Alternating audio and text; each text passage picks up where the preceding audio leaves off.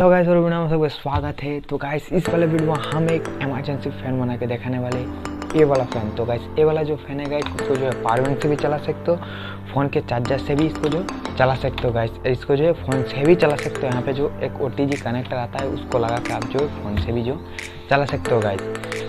तो मुझे और एक बात कहनी थी गाइस, जो अगर आप चैनल पे नए हो तो चैनल को पहले सब्सक्राइब और वीडियो देखने के बाद अच्छा लगे तो वीडियो को लाइक भी कर लेना। तो चलिए शुरू करते हैं।